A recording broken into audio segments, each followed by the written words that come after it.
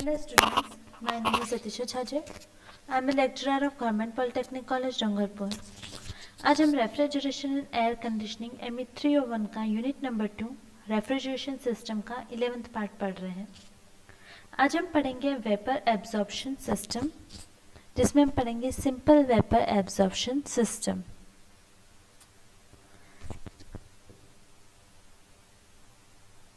सबसे पहले समझते हैं कि वेपर एब्जॉर्प्शन रेफ्रिजरेशन सिस्टम होता क्या है।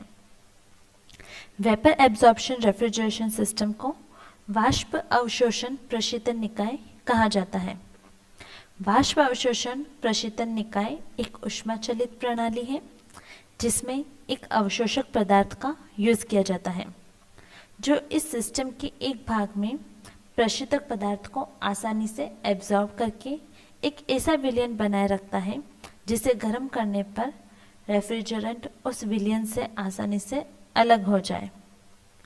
इस प्रणाली में वाष्प संपीड़न प्रशीतन निकाय के समान ही वाष्पित्र यानी कि इवापोरेटर, संघनित्र यानी कि कंडेंसर एवं एक्सपांशन वाल्व होता है, लेकिन कंप्रेसर के स्थान पर यहाँ पे एक एब्जॉर्बर, एक पंप, एक जनरेटर और एक वाल्व लगाया जाता है।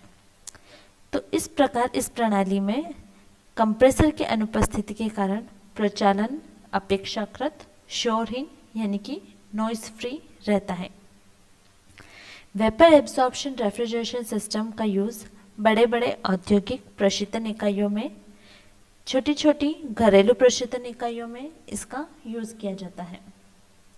तो vapour absorption system, vapour absorption refrigeration system vapour compression refrigeration system से इसमें अलग है कि इसमें कंप्रेसर के स्थान पर एक पंप, एक जनरेटर, एक एब्जॉर्बर और एक वाल्व का यूज किया जाता है।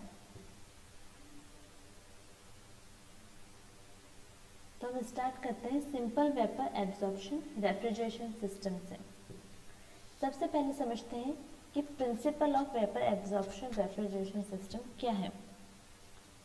तो जब एक वेपर एब्जॉर्प्शन रेफ्रिजरेशन सिस्टम में कंप्रेसर के स्थान पर एक अवशोषक, एक जनरेटर, एक पंप और एक वाल्व लगा हो और यदि प्रशीतक के रूप में अमोनिया, अवशोषक के रूप में जल का यूज किया जाए तो वह वाष्प अवशोषक प्रशीतन निकाय कहलाता है।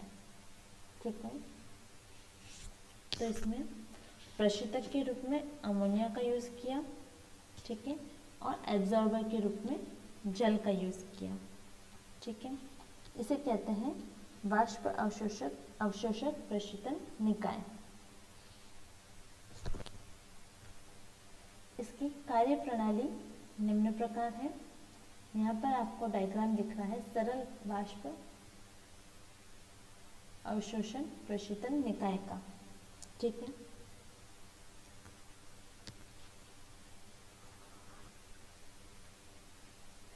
हम यहाँ पे इवापोरेटर से पढ़ रहे हैं। ठीक है, तो इस प्रणाली में वाष्पित्र यानी कि इवापोरेटर से निकलने वाली शुष्क संतृप्त अमोनिया वाष्प निम्न दाब पर अवशोषक में प्रवेश करती है।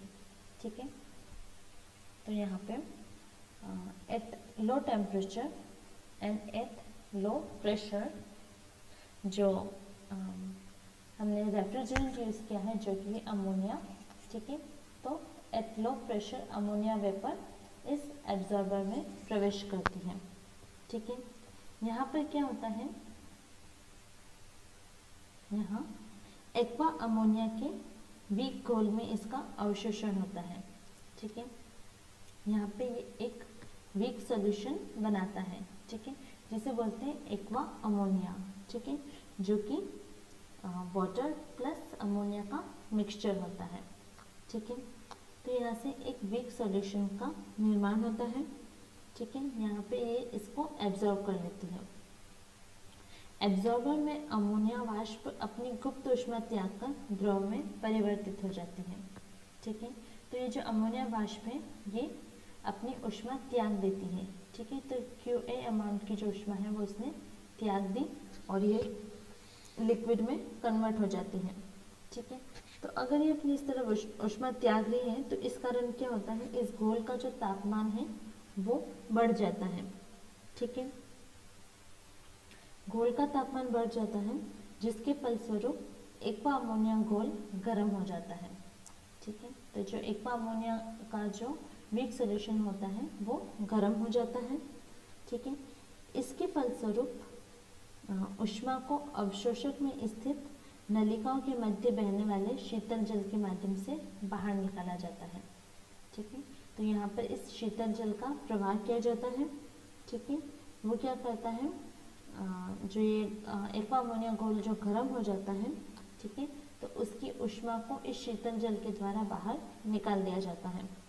ठीक है, जल एक अवशोषक के रूप में काम करता है, तो ये अमोनिया को अवशोषित करता है, लेकिन तापमान बढ़ने पर जल की अवशोषण क्षमता कम हो जाती है।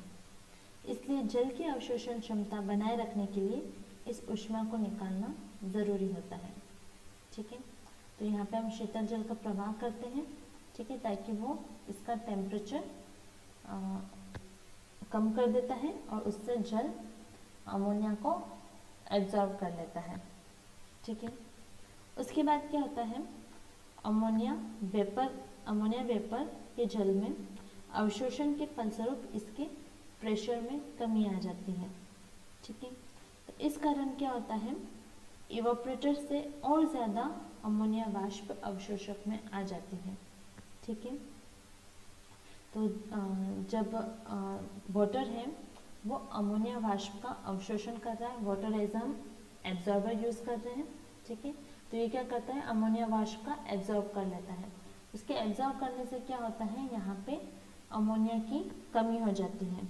ठीक है, तो क्या होता है, इस कमी को पूरी करने के लिए, ठीक है, इसके प्रेशर में कमी आ जाती है। तो प्रेशर में कमी जैसे आ जाएगी, यहाँ पे हाई प्रेशर है, यहाँ पे लो प्रेशर है, तो हमेशा from high to low pressure का फ्लो होता है। ठीक है, तो अमोनिया वेपर की कमी हो गई।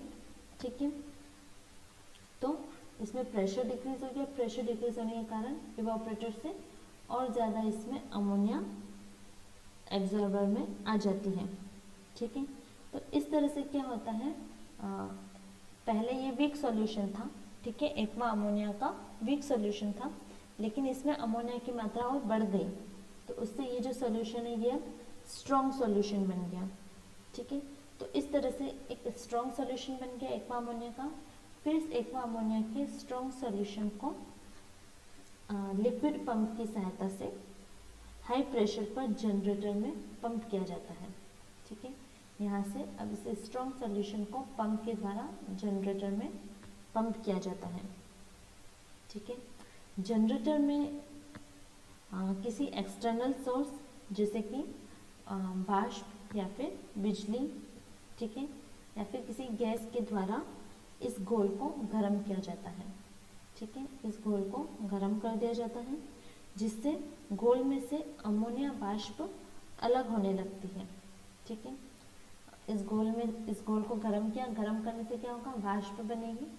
ठीक है, तो जो वाष्प है वो अलग होके यहाँ से निकलने लग जाएगी। ठीक है, तो इस घोल में से अमोनिया वाष्प अलग होने लगती है और ये हाई प्रेशर वाली अमोनिया वाष्प जो है वो संघनित्र में चली जाती है। ये जो है ये है संघनित्र। ठीक है, तो हाई प्रेशर वाली अमोनिया वाष्प जो है वो तो इधर संघनित्र में चली जाती है। ठीक है, और अमोनिया वाष्प के अलग होने के बाद जो बचा हुआ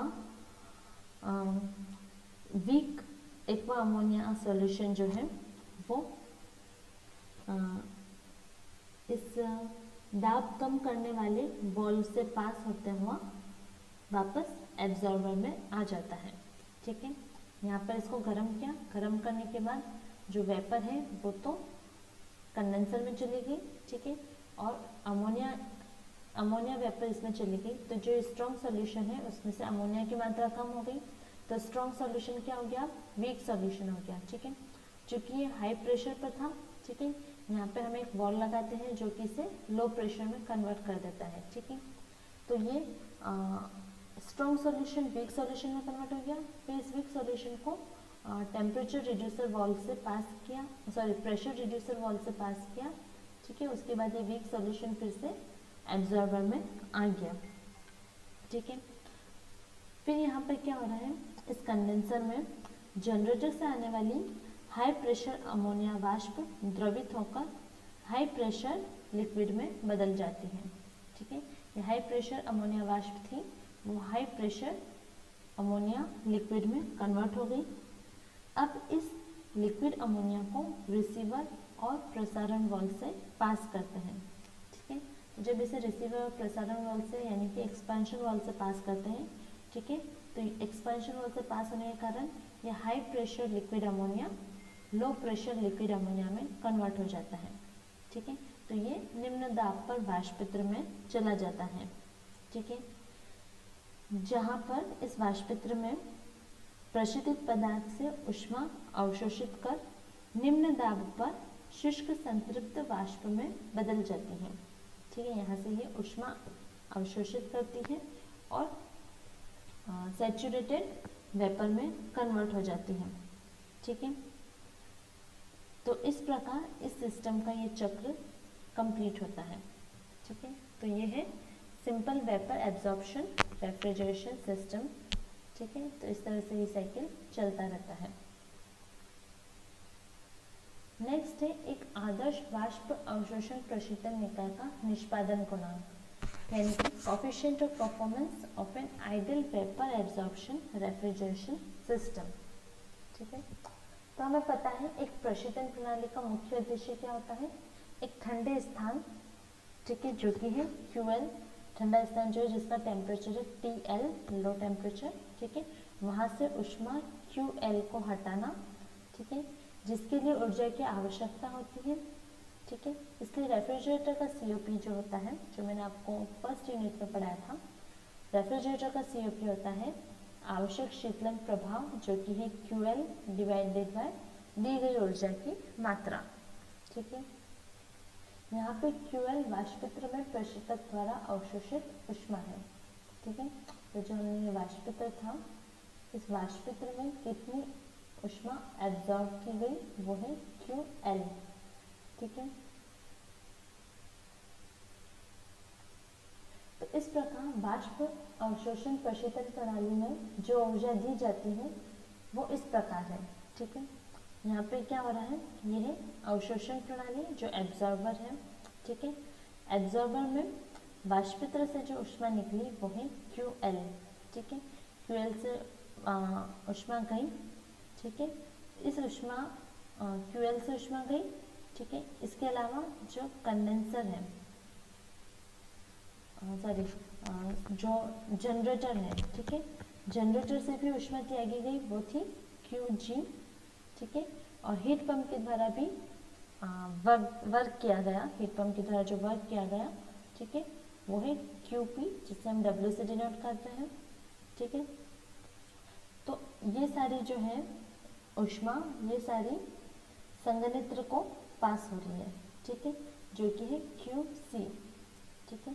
तो एक अवशोषण प्रणाली में एक तो वाष्पित्र से ऊष्मा आ रही है, फिर जनरेटर से ऊष्मा आ रही है और पंप के द्वारा काम किया गया, ठीक है। ये आप इस डायग्राम में देख सकते हैं, ये अवशोषक है, ठीक है। इसमें एक तो वाष्पित्र से ऊष्मा आ रही है, ठीक है, इसके अलावा जनरेटर से ऊष्मा आ रही है, ठीक है, और इस पंप के द्वारा वर्क किया गया, ठीक है। तो इस तरह से यहाँ पे ये डायग्राम आया है एक आदर्श वाष्प अवशोषण प्रशीतन निकाय का, ठीक है। तो हम इसमें थर्मोडायनेमिक्स के रूल के द्वारा हम देख सकते हैं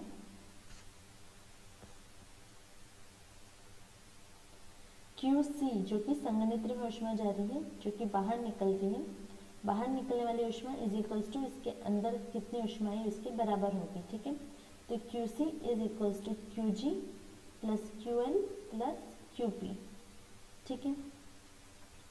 चूँकि हम मानते हैं कि पंप के द्वारा जो काम किया गया है वो बहुत ही नेग्लिजिबल है, वो नगण्य है, ठीक है, इसलिए हम इस QP को नेग्लेक्ट कर देते हैं।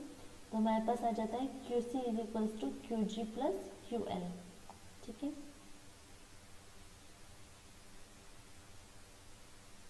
तो तो यहाँ पर आ गया Q C is equals to Q G plus Q L.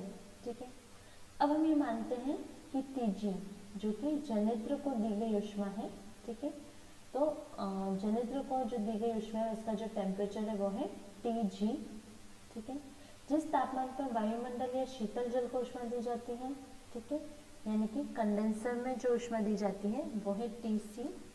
ठीक है, वाष्पित्र में जिस ताप पर ऊष्मा QL अवशोषित होती है, ठीक है, इवापोरेटर में जिस टेम्परेचर पर ऊष्मा अवशोषित होती है जो कि हमने QL ऊष्मा ली है, ठीक है, उसका टेम्परेचर है TL। ठीक है, तो इस प्रकार हम जानते हैं कि वाष्प अवशोषण प्रणाली एक तरह से पूर्णतया प्रतिवर्तित यानी कि रिवर्स्ड प्रणाली है, इसलिए इसकी शुरुआती एंट्रोपी इस अवस्था परिवर्तन के बाद भी समान रहती है। ठीक है, अगर QC is equals to QG plus QL है तो हम इसकी एंट्रोपी भी फाइंड कर सकते हैं। एंट्रोपी का फॉर्मूला होता है entropy is equals to Q by T। ठीक है, तो इन सबको इसके यानी कि इसकी एंट्रोपी भी बराबर होगी, यानी SC is equals to SG plus SL। ठीक है, S फॉर एंट्रोपी। ठीक है, तो एंट्रोपी ऑफ कंडेंसर क्या हो जाएगी QC by TC, entropy of evaporator हो जाएगी QL by TL, entropy of generator हो जाएगी QG बाई TG। ठीक है, तो यहाँ से हमने इन सबको इसके कॉरस्पॉन्डिंग जो टेम्परेचर है उससे डिवाइड कर दिया, क्योंकि इसकी एंट्रोपी भी इस अवस्था परिवर्तन के टाइम समान रहती है। तो QG by TG plus QL by TL is equals to QC by TC। ठीक है, अब हम जानते हैं QC बराबर है QG प्लस QL के। ठीक है, तो QC को रिप्लेस कर दिया यहाँ पर QG प्लस QL से, तो हमारे पास इक्वेशन आ गई QG by TG plus QL by TL is equals to QG plus QL divided by TC। ठीक है, अब हम क्या कर रहे हैं, QG वाली टर्म को अलग कर देंगे और QL वाली टर्म को अलग कर देंगे। ठीक है, तो जब हमने QG वाली टर्म अलग कर दी तो इधर आ गया QG by TG minus QL by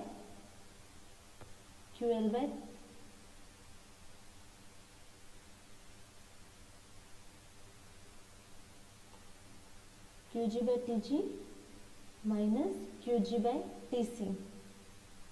ठीक है, यहाँ पे माइनस QG बाई TC है ये। ठीक है, ये है TC। QG by TG minus QG by TC is equals to QL by TC minus QL by TL। ठीक है, इसमें QG कॉमन है उसे कॉमन ले लेंगे, इसमें QL कॉमन है उसे कॉमन ले लेंगे। इसमें से जब QG कॉमन लिया और फिर इसका LCM लिया तो हमारे पास आया TC minus TG divided by TG into TC। यहाँ से QL कॉमन लिया और फिर बचे हुए का LCM लिया तो यहाँ पर आया TL minus TC divided by TC into TL।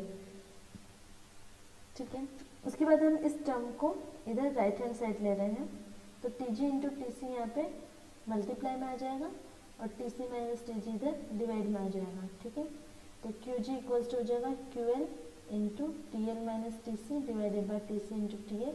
ठीक है, और TG into TC divided by TC minus TG।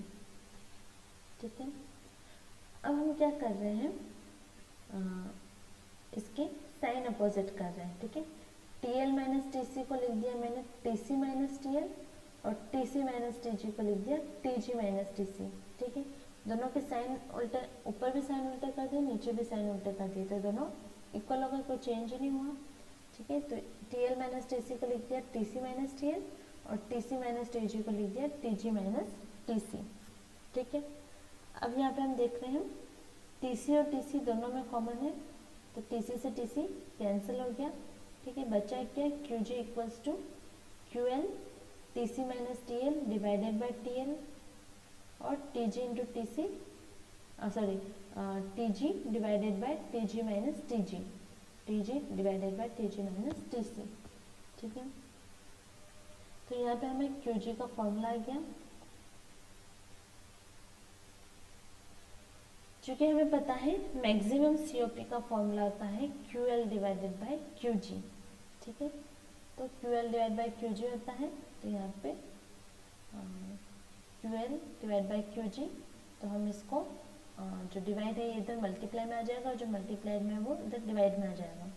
तो यहाँ से मैक्सिमम COP का फॉर्मूला आ गया TL divide by TC minus TL into TG minus TC divided by TG।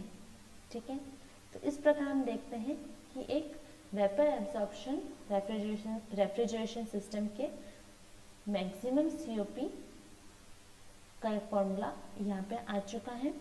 ठीक है, इसके टेम्परेचर की जो लिमिट है वो है TL तथा TC और TG तथा TC। ठीक है, इसकी सैद्धांतिक यानी कि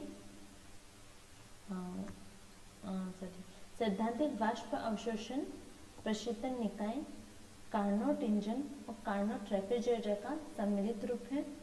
ठीक है, ये जो हम देख रहे हैं ये है कार्नोट और TL by TC minus TL। ठीक है, ये है COP ऑफ कार्नोट साइकिल।